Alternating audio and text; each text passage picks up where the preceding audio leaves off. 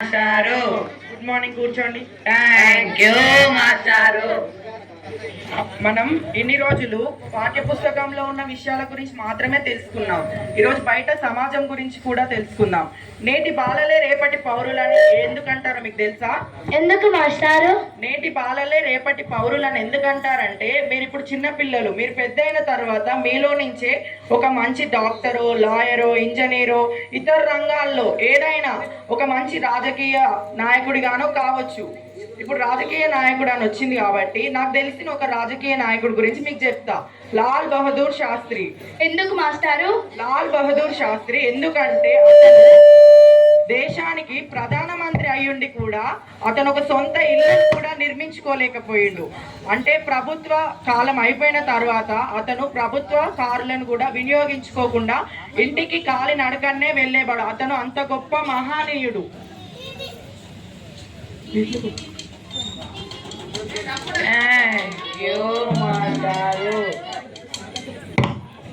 Vaishnavi master గారు వస్తున్నారు. బాగున్నారా మాస్టర్? బాగున్నారా మాస్టారు? బాగున్నానమ్మా, మీరు బాగున్నారా? మేము బాగున్నాం. మీకు చదువు చెప్పడం వల్ల మా పిల్లలు ప్రయోజకులయ్యా. సరే అమ్మా, సంతోషం. నేను వెళ్ళొస్తాను.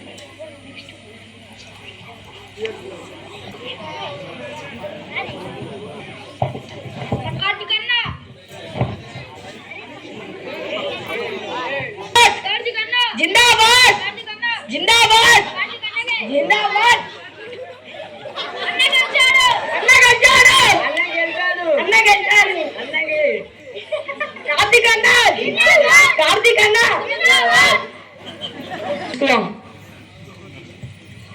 సర్పంచ్ సాబ్, థ్యాంక్ యూ. కూర్చోండి. సర్పంచ్ సాబ్, మేము ఇట్లా కంపెనీ పెట్టాలనుకుంటున్నాం. మీ నుంచి ఊరి నుంచి సపోర్ట్ కావాలి సర్పంచ్ సాబ్. మీకు కావాలంటే చూసుకుంటాం. మీరు నన్ను చూసుకుంటాంటారు, మరి నేను కూడా మిమ్మల్ని చూసుకుంటాం. మీ పని అయిపోయింది అనుకోండి, పోండి. సరే మీ ఇంటికి వచ్చిండే రాని.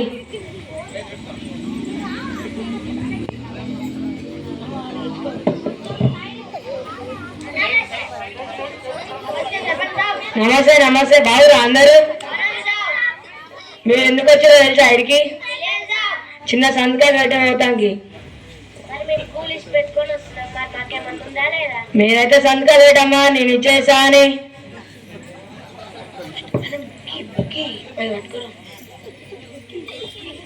ఇలాంటి ప్రజలు ఉంటే మనం కాలు మీద కాలు వేసుకొని బతకొచ్చురా.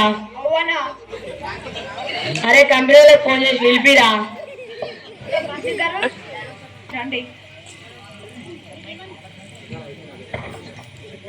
సర్పంచ్ సాబ్ నమస్తే. కూర్చోరి.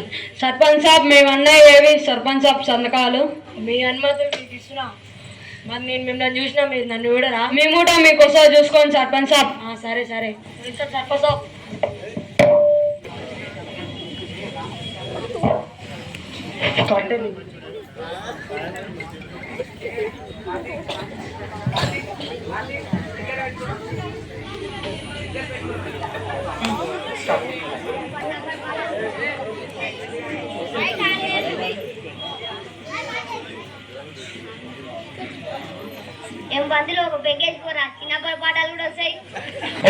రాష్ట్రుడా పింజారి వేదవా, నీకు చదువు చెప్పిన గురువుని రా.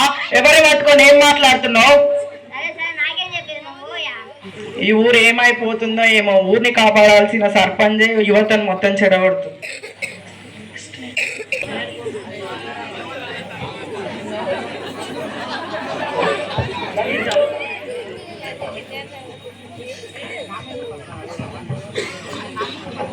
మనందరం కలిసి కూర్చొని 7 సంవత్సరాలు అవుతుంది. అందరు బాగున్నారా? బాగున్నాను నిఖిత, బాగున్నావా? బాగున్నా. మీరు మన చదువులు అయిపోయి ఒక్కొక్కరు ఒక పొజిషన్ లో ఉంటుంటారు. నువ్వు ఏ పొజిషన్ లో ఉన్నావు శివ? బిఏ కంప్లీట్ చేసిన నిఖిత. నేను సివిల్ ఇంజనీరింగ్ చేసిన నిఖిత. నేను విలేజ్ డెవలప్మెంట్ కోర్స్ చేసిన నిఖిత. అగ్రికల్చర్ రీసెర్చ్ చేసిన నిఖిత. నువ్వేం చేసినావు? నేను ఎంఏ పొలిటికల్ సైన్స్ చేసిన. ఎంఏ పొలిటికల్ సైన్స్ చేసిన నిఖిత. రాజకీయంలోకి వెళ్దాం అనుకుంటున్నావా? నీకు చిన్న ఉన్నప్పుడు రాజకీయ నాయకత్వ లక్షణాలు కూడా ఎక్కువ ఉండేటివి. నేనా? మనం సరే కానీ మనకు చదువు చెప్పిన మాస్టర్ దగ్గరికి వెళ్ళేసి వద్దాం పండి.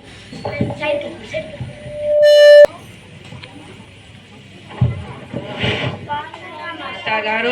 బాగున్నాను రా. ఎన్ని సంవత్సరాల తర్వాత నన్ను చూడాలనిపించిందా? అదేం లేదు మాస్టర్, నేను దూరం చదువుకోవడం వల్ల నేను కాడికి రాలేకపోయా. ఇప్పుడు ఒక స్థితికి వచ్చినాం కాబట్టి అందుకనే నిన్ను చూడాలనిపించింది, అందుకని వచ్చే. సరే లోపలికి వెళ్తాను రండి, ఇప్పుడే వస్తా. టీ తీసుకో.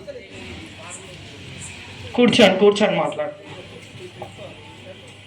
ఇంకా మాస్టర్ విశేషాలు? ఆరోగ్యం మంచిగా మాస్టారు?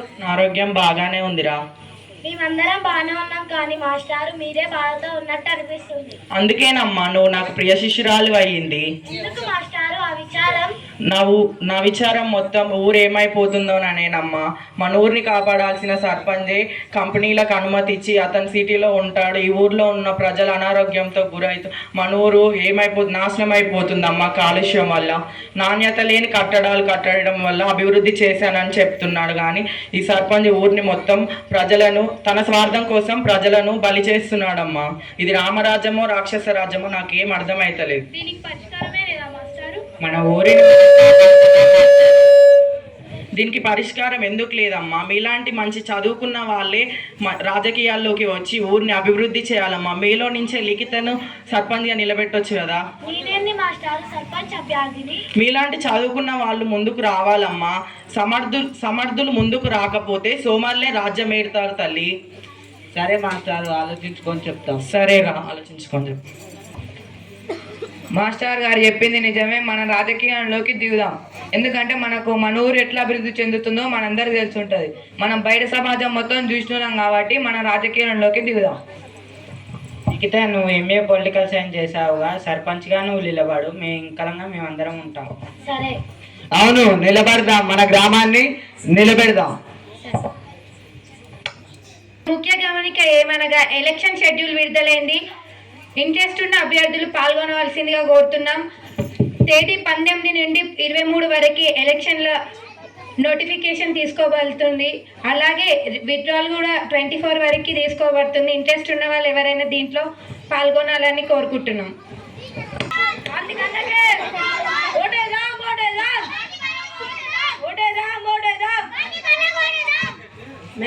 మేము నామినేషన్ ఫైల్స్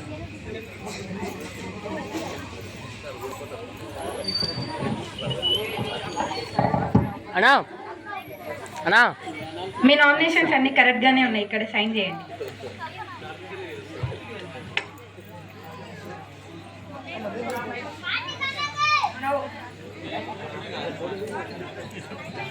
కార్తీక్ అన్నకే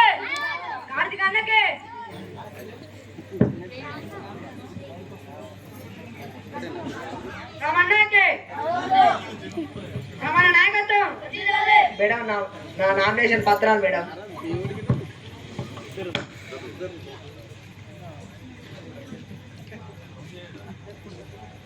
నామినేషన్ పత్రాలన్నీ సరిగ్గానే ఉన్నాయి, ఇక్కడ సైన్ చేసేయండి.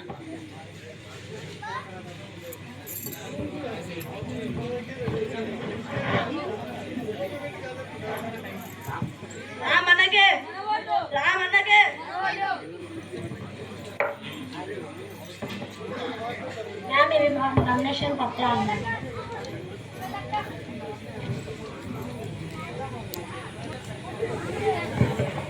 మీ నామినేషన్ పేపర్స్ అన్ని సరిగ్గానే ఉన్నాయి, ఇక్కడ సైన్ చేసి వెళ్ళండి.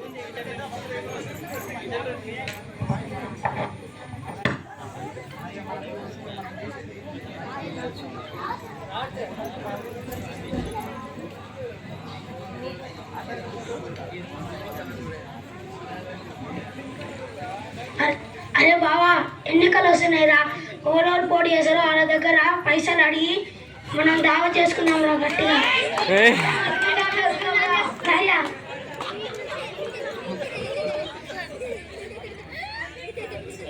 ఈసారి ఎలక్షన్లు వస్తున్నాయంటేనే మనం పైసలు ఆడుకొని పండగ బట్టలు కొనుక్కుందాం. అలా ఏమైనా పుణ్యానికి ఇస్తారా? మనకి ఇప్పుడు ఇస్తారా, వాళ్ళు రేపు తింటారు. అవును, ఈసారి ఇంట్లో ఖర్చులకు కూడా. ప్రజలేమో డబ్బుకు ఆశపడుతారు, మన కారణేమో చిల్లి గవ్వ కూడా లేదు. ఎలా గెలుస్తాం మనం? మీరు చదువుకున్న చదువు ఇదేనా? డబ్బులు పంచుకొని గెలవడమా?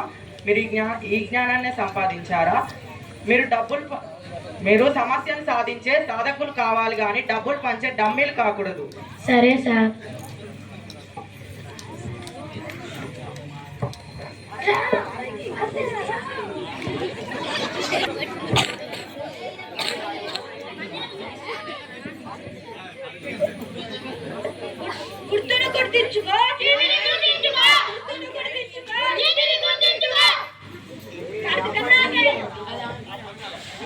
నమస్కారం అమ్మా. మాకే ఓటేయాలమ్మా మీరు. మేము 2000 రూపాయలు ఇస్తాం, ఒక కోటర్ ఇస్తాం, కేజీ చికెన్ ఇంటికి పంపుతాం అమ్మా. ఓటు మాకేయాలి అమ్మా. నీకు కూడా చెప్తున్నాం, మర్చిపోకు.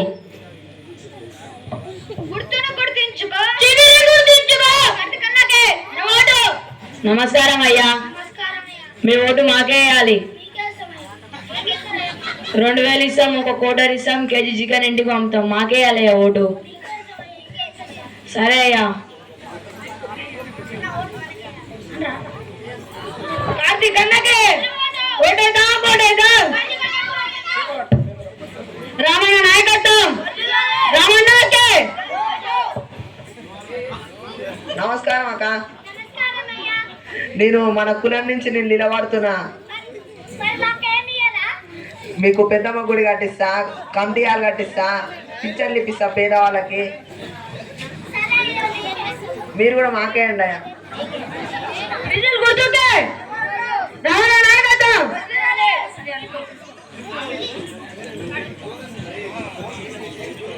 అన్నా మన కులం నుంచి నేను నిలబడుతున్నా, మన ఓటేసి గెలిపియండి అన్న. మీరు ఓటేసి గెలిపించినాక మీకు ఏదంటే అది ఇప్పిస్తానా. కులాన్ని పెద్దమ్మ కూడా అయినా బొడ్రాయి పండుగ చేపిస్తానా.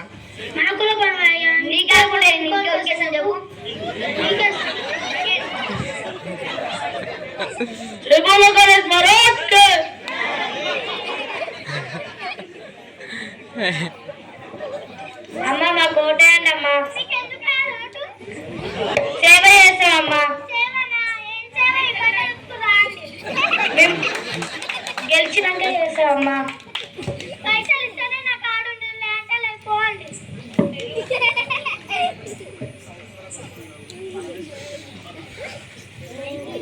ఓటేయండి అయ్యా మాకు. సేవ చేస్తామయ్యా.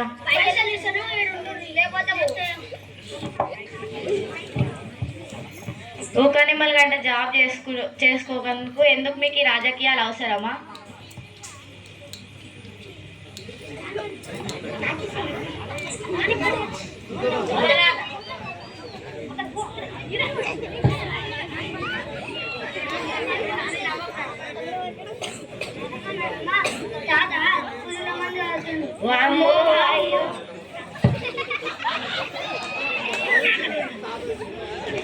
ఏమైందయ్యా ఇట్లా చేసినావు? పిల్లల భవిష్యత్తు ఏం కావాలి? మేము ఎక్కడ పోవాలి? అంజమామ నువ్వెందుకు ఇలా చేసుకున్నావు? పిల్లలు ఎలా ఏడుస్తున్నారో చూడండి. వాళ్ళ భవిష్యత్తు ఏం కావాలి నువ్వు ఇలా చేసుకుంటే? ఏం చేయాలమ్మా? ఆ ముట్టి వ్యాపారం కాడ అప్పు తీసుకున్నాను, పంట వండలే, అందుకని ఇలా చేసుకోవాల్సి వచ్చింది. ఎందుకు బాబాయ్ వడ్డీ వ్యాపారి కాడ అంతా మిత్తికి అప్పు తీసుకున్నావు? మీలాంటి రైతుల కోసం బ్యాంకులు 70 పైసలకి రుణాలు ఇస్తున్నాయి. అంతేకాకుండా మీ పంట పొలాలు మంచిగా ఉండాలంటే భూసార పరీక్షలు చేయించి దానివల్ల మనం ఏ పంట మంచిగా పండించాలో తెలుసుకోవచ్చు బాబాయ్. నాకే కాదమ్మా, మా ఊర్లో ఎవరికి తెలియదమ్మా. ఒకవేళ మీ పంటలు ప్రకృతి వైపరీత్యాల వల్ల నాశనమైనట్లయితే కేంద్ర రాష్ట్ర ప్రభుత్వం నష్టపరిహారం చెల్లిస్తుంది బాబాయ్. ఇలాంటి చదువుకున్న వాళ్ళే రాజకీయాలకి రావాలమ్మా. సరే బాబాయ్.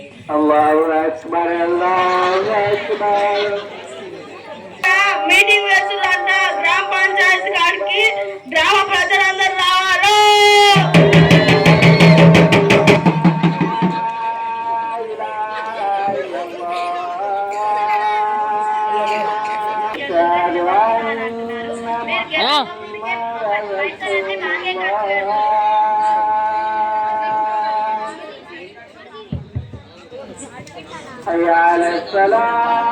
ముందుకే మీరు సర్పంచ్ అభ్యర్థులుగా నిలబడుతున్నాను అంటారు. మీరు గెలవక ముందుకే పైసలన్నీ మాకే ఖర్చు పెడతారు.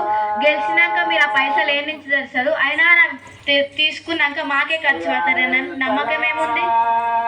సర్పంచ్ అభ్యర్థిగా నిలబడ్డప్పుడు పైసలు పంచాల్సిన అవసరం లేదు.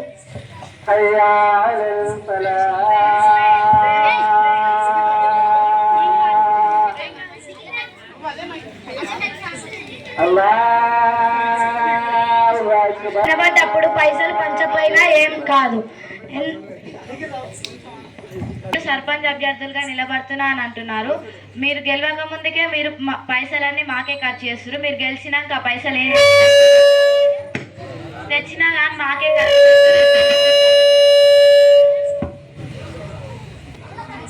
పడ్డప్పుడు పైసలు పంచాల్సిన అవసరం లేదు. మన గ్రామంలో ప్రతి ఒక్కరికి కేంద్ర రాష్ట్ర ప్రభుత్వం 140 రూపాయలు ఇస్తుంది. ఒకవేళ మన ఊర్లో 3000 మంది ఉర్రనుకుంటే నెలకి 4,20,000 వస్తాయి. అదే సంవత్సరానికి అయితే 50,40,000 వస్తాయి. ఒకవేళ వాళ్ళు పరిపాలించేది 5 సంవత్సరాలు కాబట్టి వారికి ఎంత వస్తాయి అంటే 2,52,00,000 వస్తాయి. వాటి ద్వారా మన ఊరిని అన్ని రంగాల్లో ముందుంచుకోవచ్చు. అట్లాగే అభివృద్ధి కూడా చేసుకోవచ్చు. కానీ వాళ్ళే వాడుకుంటారు, మనకు ముందు ఇస్తారు, తర్వాత వాళ్ళు వాడుకుంటారు. అంతేకాకుండా ఆర్థిక సంఘం నుంచి కూడా గ్రామ ఖాతాల్లో 9 లక్షల రూపాయలు పడతాయి. అంతేకాకుండా ఎంపీ, ఎమ్మెల్యే, ఎమ్మెల్సీ నిధులు కూడా వస్తాయి.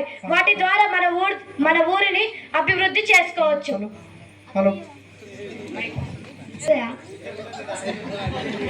అవును,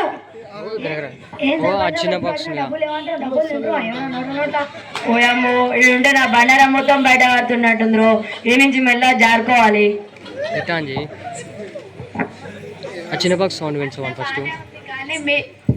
అంతా బానే ఉంది, కానీ మీరు కూడా డబ్బులు తినరని నమ్మకం ఏముంది? చాలేవమ్మా, ఎన్నికలప్పుడు రావడం, అయిపోగానే తుర్రుమని పోవడం అలవాటేగా. అవునక్క, మీరు చెప్పేది నిజమే. మీకు నన్ను తొలగించే అధికారం కూడా ఉంటుంది. ఎట్లా గట్ల కూడా ఉందా? అవును, నా అధికారం దుర్వినియోగం చేసిన, నిధులు పక్కదారి పట్టించిన గ్రామ పంచాయతీ 2018 చట్టం ద్వారా సెక్షన్ 37 ద్వారా నన్ను, నాతో పాటు ఉన్న సభ్యులందరినీ జిల్లా కలెక్టర్ తొలగించడం జరుగుతుంది. అందరూ గారడి మాటలు చెప్పే వాళ్ళే ఉంటారు, కానీ మీలాంటి మంచి మాటలు చెప్పే వాళ్ళని నేను ఎప్పుడూ చూడలేదురా. తప్పు చేసినా తొలగించే అధికారం ఉంటుందని నాకు తెలియదు. మీరంతా ఒక గొర్రెల మంద, ఏది చెప్పినా తలుపుతారు. అరే మన కులపోలు అందరూ మన దగ్గరనే ఉన్నారా? ఇంకా మీ ఆటలు సాగవు. మీరు వేసిన లెక్కలు, వచ్చే నిధులు అన్ని బయట పెట్టాల్సిందే. ఇప్పుడు మీ బండారం మొత్తం బయట పడుతుంది. తమ్ముడు, గ్రామంలో మీరు లేరు కదా, ఇన్ని విషయాలు మీకు ఎట్లా తెలుసు? అవునక్క, మేము ఇక్కడ లేకున్నా ఈ సమాచారాన్ని తెలుసుకోవచ్చు. 2005 సమాచార హక్కు ప్రకారం మేము ఎక్కడున్నా ఈ సమాచారాన్ని తెలుసుకోవచ్చు. సమాచార హక్కు చట్టం ద్వారా దరఖాస్తు చేసుకుంటే 15 రోజులలో సమాచారం ఇవ్వకపోతే ఆ అధికారిపై చర్యలు తీసుకోవడం జరుగుతుంది. జిందాబాద్ జిందాబాద్ జిందాబాద్ జిందాబాద్. అయితే కానీ మీరు గెలిచినాక ఏమేం చేస్తారో చెప్పు. నేను ఊరిని డెవలప్ చేస్తా, లైట్లు వేపిస్తా, సీసీ రోడ్లు వేపిస్తా, బొడ్రే పండు వేపిస్తా, పెద్దమ్మ గుడి కట్టిస్తా, కమిటీ హాల్ కట్టిస్తా. నన్ను గెలిపించండి, ఏది కావాలన్నా చేస్తా. బోనాలైనా, మందులైనా, ఏదైనా ఇప్పిస్తా. ఎంత తాగితే అంత మంది ఇప్పిస్తా.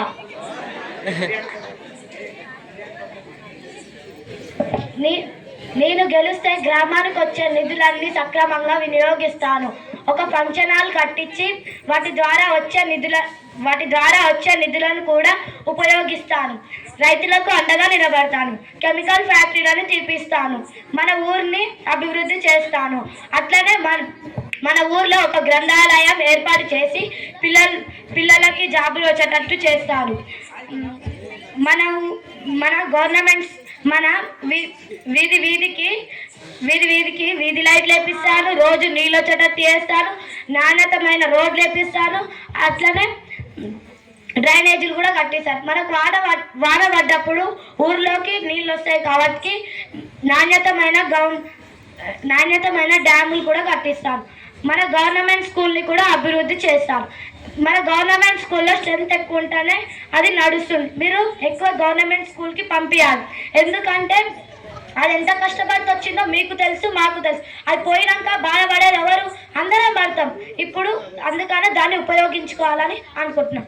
ఈ అవకాశాన్ని ఇచ్చినందుకు ధన్యవాదాలు.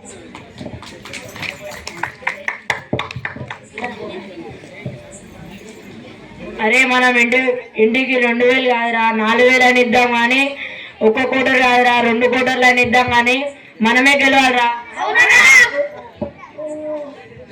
అరే 4 కులాలు ఉన్నాయి మన ఊర్లో. 4 కులాలకి 40 లక్షలు ఇద్దాం రా. 10 లక్షలు కులానికి. అవునన్నా ఇద్దాం. ఈసారి ఓటేద్దామే. ఎవరికైంది 2 కిలోల చికెను, చీరలు, పైసలు, కోటలు ఇచ్చిరుగా. అది కార్తీక్ అన్న, రామన్న కూడా అట్లనే ఇచ్చిరుగా. మా ఇంట్లో 4 ఉన్న 2 కాళ్ళకి దక్కేసి. అవును అట్లనే వేద్దాం. అరే మా అన్న నాకు ఫుల్ బాటిల్ ఇచ్చిండు. మా అన్నకే ఒకసారి వేసా ఓటు నేను. మా కూల పైన నాకు 1500 ఇచ్చిండు. అవతలైనా మళ్ళా 2000 ఇచ్చిండు. కేజీ చికెన్ ఇచ్చిండు. మళ్ళా 2 8 ఇచ్చిండు. మా ఇంట్లో 4 2 ఓట్లు వీళ్ళకేసారు, 2 ఓట్లు వాళ్ళకేసారా. ఏంద్రా ఎప్పుడు తాగుడు పైసలకేనా మీరు ఎప్పుడు ఉండేది? మనకి బయట విషయాలు అన్నీ చెప్పే యువతకే మనం ఓటేద్దాం. కులం కూడబెట్టదు, మతం మంచినీళ్ళు ఇవ్వదు, మానవత్వమే చివరికి మిగులుతుంది. కాబట్టి యువతకే ఓటేసి గెలిపిద్దాం. అవునమ్మా మీరు చెప్పింది నిజమే. గ్రామం ఎలా అభివృద్ధి చెందాలో వాళ్ళు చెప్పారుగా. వాళ్ళకు ఒక అవకాశం ఇచ్చి చూద్దాం. ఏందమ్మా మీరు చీరలు, చికెన్, పైసలు ఇవన్నీ ఉంటేనే మీరు బ్రతకగలరా? లేదంటే బ్రతకలేరా? మీ పిల్లల భవిష్యత్తును మీరే ఖరాబ్ చేసుకుంటున్నారు. మనకన్నీ బయట విషయాలు చెప్పే యువతకే ఓటేద్దాం మనం. సరే సరే అక్క. Elections day.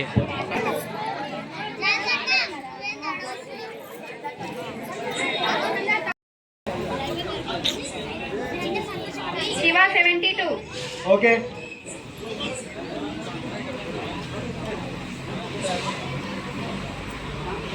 Manish 65. Okay confirm.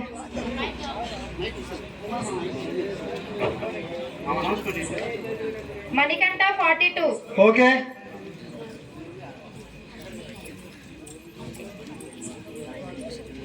Vinay 22.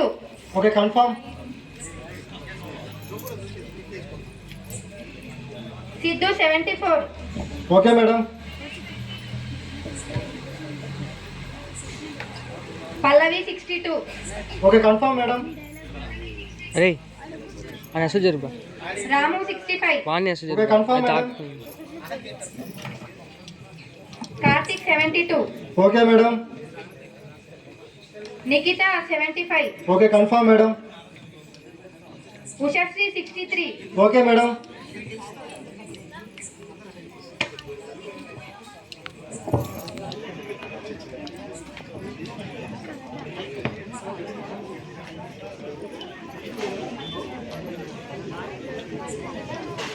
ఈ రోజు మన ఊర్లో ఓట్ల గట్ట ముగిసింది.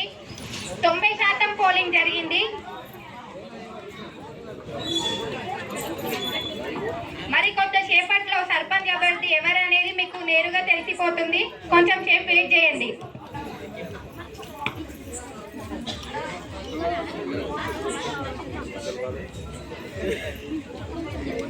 ఇంతగానో ఎదురు చూస్తున్న సర్పంచ్ అభ్యర్థి ఎవరు అనేది తెలిపోయింది. మీ అందరికీ తెలుసుకోవాలని ఉత్కంఠంగా ఉందా? మళ్ళీ చెప్పండి, ఉత్కంఠంగా ఉందా? మన కొత్త సర్పంచ్ అభ్యర్థి ఎవరు అనుకుంటున్నారు మీరు? కార్తిక్ అనుకుంటున్నారా? తెలుసుకుందామా ఎవరు అనేది? మన కొత్త సర్పంచ్ అభ్యర్థిగా గెలిచింది చెప్పండి మీరే. మన కొత్త సర్పంచ్ అభ్యర్థిగా గెలిచింది నిఖిత గారు. కార్తిక్ గారికి కూడా రాలేదు.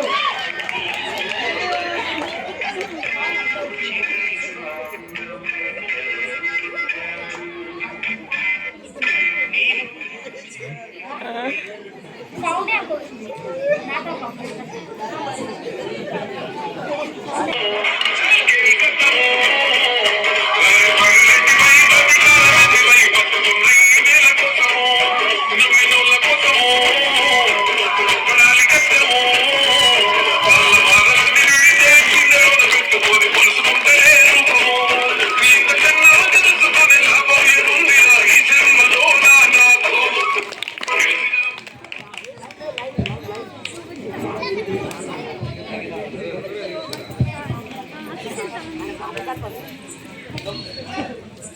నూతన పాలకవర్గం కుదిరింది. ప్రజెంట్ మన సర్పంచ్ వచ్చేసి బొబ్బరోని నిఖిత, వాళ్ళు స్పీచ్ ఇవ్వాలని కోరుతున్నాం.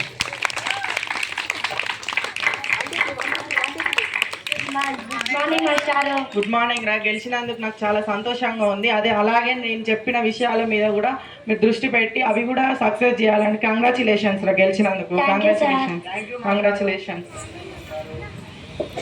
మేము నిలబడడానికి మెయిన్ కారకులు మా మాస్టారు. ఆ తర్వాత మేము గెలవడానికి కారకులు ఎవరంటే ముఖ్యమైన కారకులు శ్రీవల్లక్క, విశ్వశ్రీ అక్క, అంజిమామ. మీకు సరస్సు వంచి ధన్యవాదాలు తెలుపుతున్నాను. మీరు లేకుంటే మేము గెలవకపోదుము. ఎందుకంటే మీరు ప్రజలకి అన్ని చెప్పడం వల్లనే వాళ్ళకి మా మీద నమ్మకం వచ్చి వాళ్ళు మాకు ఓటేసారు. లేకుంటే మేము గెలవకపోదుము. మీరు మమ్మల్ని ఎంత నమ్మి ఓటేశారో అంతే పద్ధతిగా పనులు కూడా చేస్తాం. ఏమన్నా ఇబ్బందిగా ఉంటే ఎమ్మటే చేసేస్తాం. కంపెనీలు పెట్టనీయము, గ్రంథాలయం కట్టిస్తాను. మీకు ఏం ఆపద వచ్చినా నన్ను వచ్చి అడగండి, ఎమ్మటే చేసేస్తాం. ఈ అవకాశాన్ని ఇచ్చినందుకు ధన్యవాదాలు.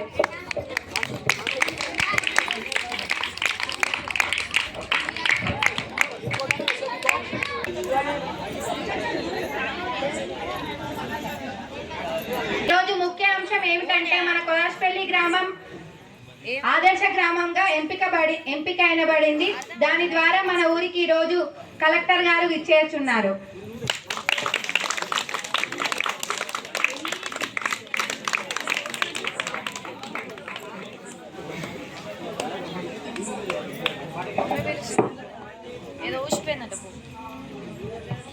గ్రామ ప్రజలందరికీ ముందుగా శుభాకాంక్షలు.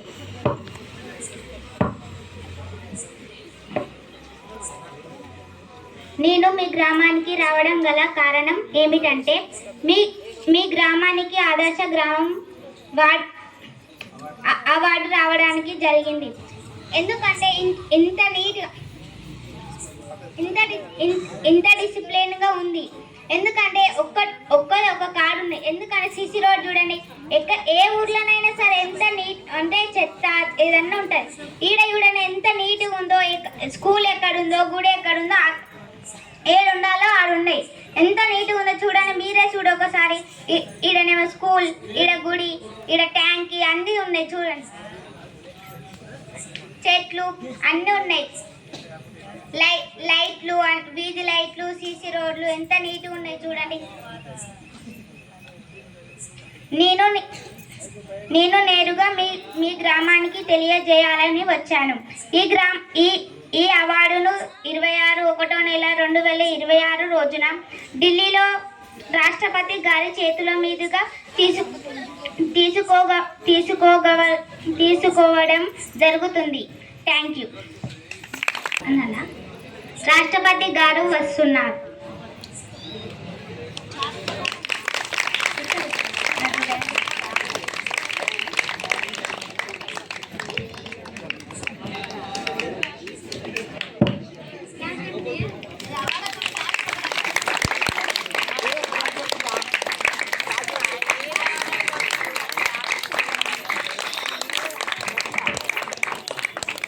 ఈ గ్రామంలో అవార్డు రావడానికి కారణం, ఈ గ్రామంలో ఎన్నో స్తంభాలు, ఎన్ని ఇల్లులు, సెల్ ఫోన్లు, ఆడవారు, మగవారు, వృద్ధులు, గర్భిణీయులు, గ్రామ గంట భూములు, మెట్టి భూములు, చిలక భూములు, చదువుకున్న వారు, ఎంతోమంది ఉద్యోగులు,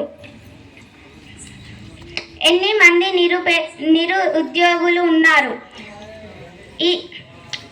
ఈ అన్నిటి వల్ల అవార్డు మనం తెచ్చుకున్నాం రాష్ట్రపతి గారి చేతుల మీదుగా. ఎంత అభివృద్ధి చెందుకుంటే ఆమె చేతుల మీదుగా మనం తెచ్చుకోవాలి చెప్పండి. ఎంత నీట్గా ఉంచుకుంటేనే ఫస్ట్ ఈ అదృష్టం ఎవరికో ఒక్కరికి ఉంటుంది, అందరికి ఉండదు. ఎందుకంటే అందరు మంచి వాళ్ళ ఊర్లు, మా ఊరు మంచిగా ఏమంటారు, మా ఊరు మంచిగా అందరికీ తెలియాలి అని అనుకుంటారు. Thank you.